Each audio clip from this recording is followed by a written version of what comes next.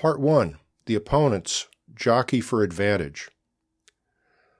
See this map showing a high-level view of things on the morning of the second day. Confederate corps are marked in black, Union corps are marked in blue. The commander for the Union was General George Meade, and the Confederate commander was General Robert E. Lee.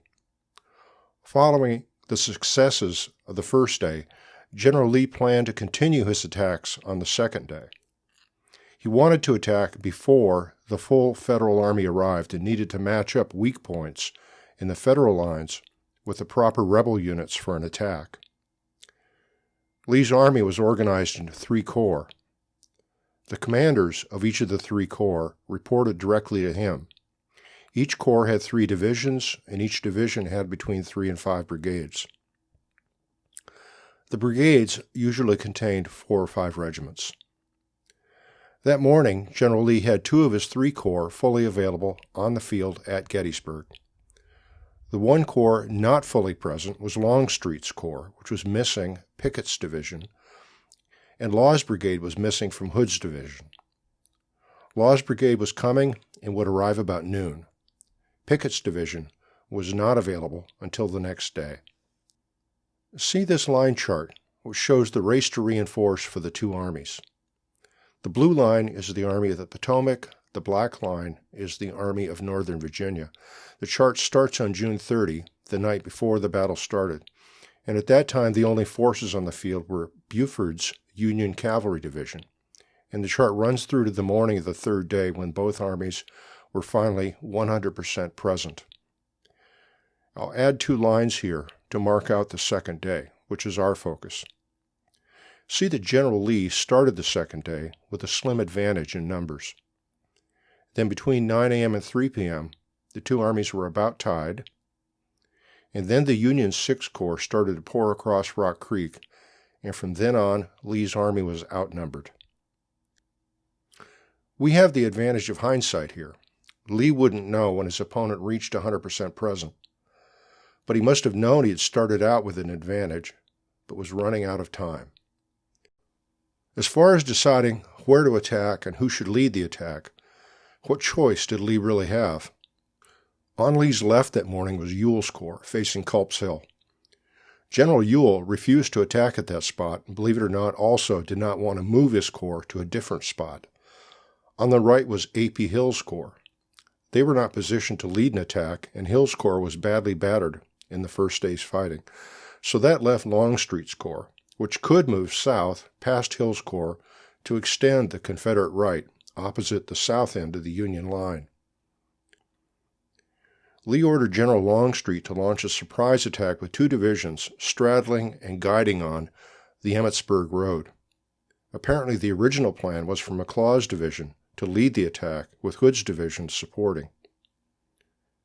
Lee told General Hill that Anderson's division should join the attack up Emmitsburg Road at the appropriate time, supporting Longstreet's attack.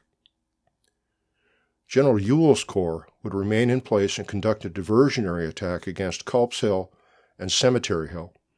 This attack was intended to pin down the Union troops on the right flank so that they could not be used to reinforce the Union left. But before Longstreet can start his attack, he needed to get his troops into position, and that would take a while. General Meade elected to stand on defense for the day. As Stephen Sears wrote in his book, Gettysburg, General Meade, just his 5th day of Army command, in a strong position for defensive, was more than willing to see Robert E. Lee do the attacking. Unquote. General Meade's infantry was organized into 7 infantry corps. Usually each of the 7 corps commanders reported directly to General Meade. At 6 a.m., General Meade has 6 of his 7 corps on the field. One of the 6, the 5th Corps, was arriving right then. But the last, missing corps was his largest, the 6th Corps. At 10 p.m. the night before, the 6th Corps was 35 miles away near Manchester, Maryland. The 6th Corps was coming as fast as they could, but remember, they were on foot. By 6 a.m., the 6th Corps was probably still 21 miles away. In summary, General Lee had an attack plan, but his army was not in position. General Meade was going to stay on the defensive. General Meade thought his army was in position, but then, as I'll describe coming up, around 3 p.m., he discovered it actually was not in position, and he had to scramble to fix it. I'll turn to the animation now and follow the Union and Confederate forces as they move to get into their assigned spots. The timing you'll see, all through the 5 videos in this series, is mostly taken from James Woods' masterpiece, Gettysburg, July 2, The Ebb and Flow of Battle. Where my animation has the timing and sequence correct, the credit goes to James Woods. Otherwise, it's probably my mistake and I apologize. Assigning actual times to these movements is not an exact process. Consumer beware. About 9 a.m., Anderson's division starts to move from Knoxland Ridge forward to Seminary Ridge.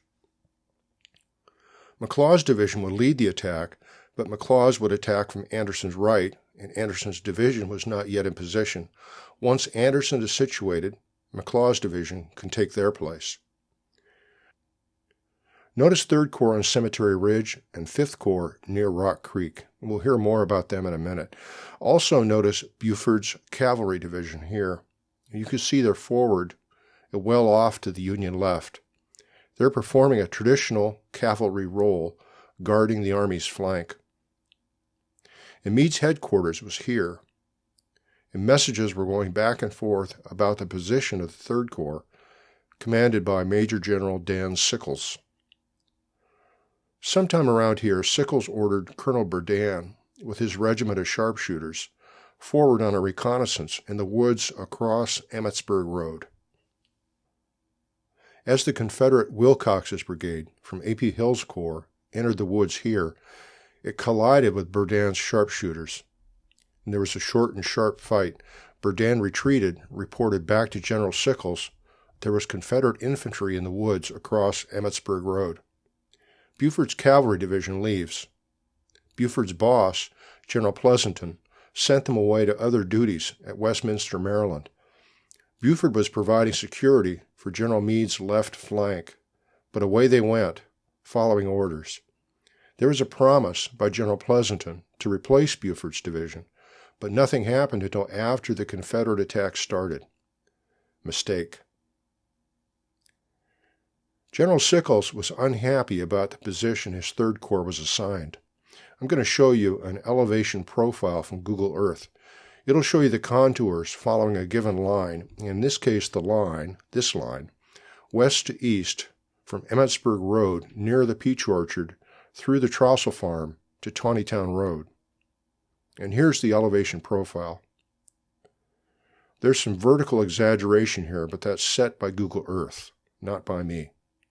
See Sickles' assigned position here, and the Peach Orchard to Sickles' west. Notice, of course, the Peach Orchard is higher than the position 3rd Corps was assigned. You can imagine why Sickles didn't like that, and then, as described earlier, Sickles got the report from Colonel Berdan that rebel infantry was moving onto the ridge in his front, and the cavalry covering his flank pulled out and left for Maryland. So, sometime around midday, Sickles decided he wanted to occupy that high ground in his front. But that was not his assigned position. Sickles started a conversation with General Meade and his staff, trying to get there okay. Sickles' proposed line, see it here, did occupy the high ground, but there were problems. It was substantially longer than what he was assigned, with the result that both flanks were unsupported and the line was too thinly manned. And it was a salient. Because of that, it could be attacked on 2 sides at once. Defenders on one side cannot support the other side, and it was vulnerable to being pinched off. McLaws' division begins their move to Seminary Ridge, followed by Hood's division. They're getting into position to attack the left end of the Union line. They were ordered to make this move without being seen, the goal being a surprise attack. And I'll change the view here and shift to a closer view of McLaws and Hood's divisions. McLaws' column stops because they discovered they can be seen by Union troops on Little Round Top. Remember, they're supposed to be getting into position for a surprise attack, but it doesn't work if they see you coming, right? This is a very interesting episode. I want to show you another elevation profile from Google Earth. The line it follows runs west to east, starting at Hagerstown Road where it crosses Marsh Creek, and then running across the summit of Little Round Top to Tawnytown Road. And here's the elevation profile. On the left, see the high ground where McLaws' division stopped. They'd popped over the hill and could be seen from Little Round Top. On the right, see the top of Little Round Top and how lookouts can see across the 3 miles or so to where McLaws' division popped over the hill, and that's why they had to stop and find a different path. McLaws' division began retracing to find a new path as Hood's division catches up and stacks up waiting at the tail end of their column. About 90 minutes later, McLaws' division turned south off Hagerstown Road at Willoughby Run. Hood's division went straight across the road, continued south to get ahead of McLaws' division. My map has Hood's division reaching their position around 3:30 and McLaws' division around 3:45 p.m. Around this time, the two division commanders, Hood and McLaws, discover the situation on their front is not what they expected and plans need to be changed. And more about this in Part 2. And let's return to the story of General Dan Sickles and 3rd Corps. General Sickles moved 3rd Corps forward against orders. When did 3rd Corps move forward, and was it all at once? Frankly, I'm confused. I've tried my best with this map to provide a plausible story, but I'm not a historian. I'm a JavaScript guy, and here's some conflicting versions from the historians. 3rd Corps had 2 divisions, Birney and Humphreys. Stephen Sears says they moved around 2 p.m.